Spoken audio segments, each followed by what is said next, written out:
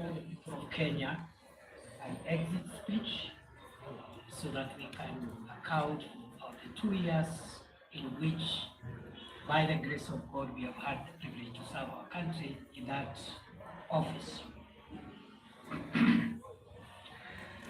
Since the 27th of October 2022, I have had the immense privilege of serving our country as the Interior Minister.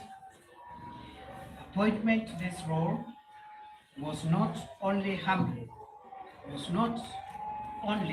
humbling symbol of confidence by President William Ruto, but also it thrust me into a most monumental responsibility of providing leadership to and coordinating the organs of our homeland security. For its unique complement of extensive functional control of Kenya's internal security infrastructure, the Interior Ministry has provided me with a once-in-a-lifetime opportunity to appreciate a little more profoundly the centrality of security to Kenya's primordial quest for inclusive prosperity for all its people. To appreciate the modest strides made in the past 2 years, it is apt to revisit the state of our national security that was prevailing as at August-September 2022 when I took over. I took over this sensitive duty at Harambee House at a time when communities in northeastern Kenya and in Lamu were experiencing frequent and sustained terror attacks. Marauding bandits had run amok over communities in vast parts of the northern Rift Valley region. Gang crime was at its peak in Nairobi City. The Kenyan passport production and supply system had all but collapsed, and key homeland security organs were ill-equipped and in dire need of reforms and reinvention. The end of my tour of duty as Kenya's Interior Minister of 2 years invites an introspection and reflection on the journey that I, with the loyal and patriotic support of hundreds of thousands of officers and staff in the police, prisons, immigration, and other citizen-facing services of the ministry have traveled. I attribute any successes that were achieved in the last 2 years to make Kenya safer during the last 2 years. I attribute this success to the various ranks of officers and staff of the ministry. However, any performance inadequacies during my tenure are mine because I believe the ministry staff and officers did their best. 24 months of hard work by frontline multi-agency formations embedded deep in the forests of the Boni Enclave has paid off with 2 years of calm. Sacrificial fighting power of elite police formations in the forward operating bases spread along the risky frontier areas of Livoi, Paf, Div, Otulo, and such like areas have resulted in 2 years of great victory over dangerous terrorists who would have otherwise hurt Kenya and its people. Fellow Kenyans, it has been the honor of my life not only to oversee a coordinated and policy-driven war against terrorism, but also to visit the elite police units protecting Kenya and its people at some of the most dangerous locations in our territory. Each moment, I had a chat, or shared a meal, or even took a selfie with security officers in the front line in the war against terror, there was always a profound surge of pride in the knowledge that a dedicated and patriotic cohort of our security forces remain alert day and night to prevent terrorism and other dangerous criminals from accessing Kenya to cause harm to its people. For protracted periods, I have traveled by air, land, and sea to oversee counter-terrorism operations in Ziwa la Tana, Poromoko, Kiunga, Mpeketoni, Lango la Simu, and other parts of Lamu, sometimes on Christmas Day, some other times on Good Friday, or other times covertly at night, just to make sure that we got it right. I have been to Wajir, Mandera, Takap, and other parts of our country exposed to the threat of terror, just to give morale to frontline security officers and their commanders, and also to listen to communities in search of durable solutions against the violence of terrorist groups. Throughout the past 2 years, nothing has given me greater sense of fulfillment than the long days and sometimes humid nights spent in some of the farthest outposts within our territory. Therefore, fellow Kenyans, as I relinquish the leadership of the Interior Ministry, which I've already done, I am proud to report that save for a few inevitable losses, Lamu and northeastern Kenya are much safer and calmer today than the situation that prevailed in the last half of 2022. For our gallant security officers who paid the ultimate price with their life or life to keep Kenya safe, I salute you and promise that Kenya will never forget your valor and patriotic sacrifice. May the souls of the officers who have lost their lives in the protection of our homeland and its people find perpetual rest in eternity. Equally, the memory of civilian souls lost through injury inflicted by terrorism will forever invoke our collective duty to keep Kenya free from danger, whatever its source. Of the Principal Secretary for Internal Security, with the mandate to ensure full accommodation, full realization and implementation of the groundbreaking proposals for reforming our police, prisons, and youth services to align them with the dictates of our progressive 2010 Constitution and the vision of underwriting the national ideal of securing Kenya from long-term internal and external security threats. Fellow Kenyans, throughout my tenure in office, I have benefited from direct support and encouragement of President Ruto. I thank him for giving me the privilege to serve my country as the Interior Minister for an uninterrupted 2 years. I am most grateful to the Principal Secretaries and officers of all ranks within the State Departments and other agencies that fall under the Ministry of Interior for great teamwork, support, and encouragement. To our security officers, especially those assigned to the sensitive duty of protecting the country from terror, banditry, and other organized crimes, I salute you all for your selfless and patriotic service to our country.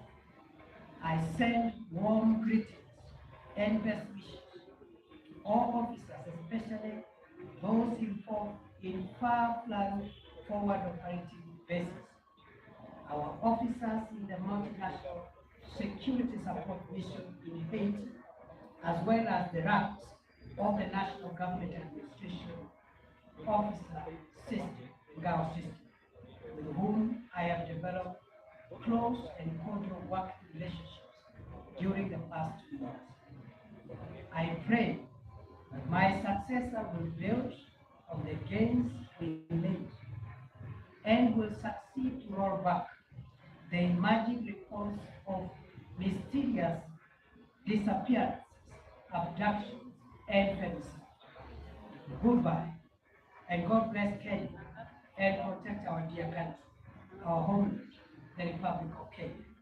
May we remain one nation of one people, united by our emblems, the map, the flag, and the national anthem of Kenya.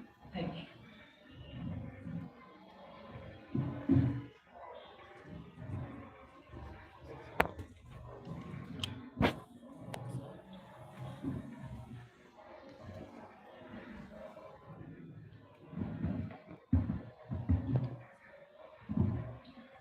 My name is Eric Owenga, labda kwa Kiswahili Bwana Naibu Rais. What do you speak of about your legacy in terms of abductions and extrajudicial killings that were rampant during your reign as the Cabinet Secretary of the Interior for the past 2 years? Because Kenyans, some of the questions have not been answered in regard to the same. Can you exhaustively speak about it? Thank you. Yes, as you have, thank you very much for that concern. As I have said towards the last part of my statement, I have demonstrated how for 2 years, every day of my life, I have struggled to secure the country from crime, from people who would have caused us harm. And I have told my journey, the places I've been, and what took me there, the work I did in education and other places. At the end of my statement, I said, as I exit that office, I'm exiting at a time when there are reports of cases of mysterious disappearances, abductions, and femicide. And I have handed over the responsibility of cracking down on those emerging reports of crime. And I wish it well, and I know it will succeed. The same way in the past, I've been able to handle those other national security challenges. Remember, these are challenges that we've witnessed in the last few months, and already we have gotten ourselves on a place where we have come up with a strategy of cracking the cabinet secretary for interior. I now take over office as the third deputy president. It remains astounding how a son of Kenya, born some 52 years ago in Tharaka, a remote part of the then Meru district, and in a humble homestead of a rural clergyman, and his housewife spouse, would eventually get the opportunity to serve this country in the esteemed and high office of Deputy President of the Republic. My assumption, the office of Deputy President has presented me with an opportunity to reflect on our country's past, present, and future. In my reflections, during the past 1 week, I have come to the profound realization that Kenya, our homeland, is a country like no other. Its charm, the industry of its people, our fine weather, our culture, and our breathtaking topography are unmatched. It is gratifying to see millions of true Kenyans work hard every day, waking up early, sleeping late, to make a honest living, eat from the sweat of their brow, and build a country that they call home. While it is true that formidable challenges confront us today, it is also true that we always find a way to surmount obstacles and protect our country and its people from the shocks of the modern world. Where a tiny number among us are tainted our country's image. The same has been repudiated by the experts and millions of honest and patriotic, focused Kenyans who love this nation enough to protect it from the risks on its survival.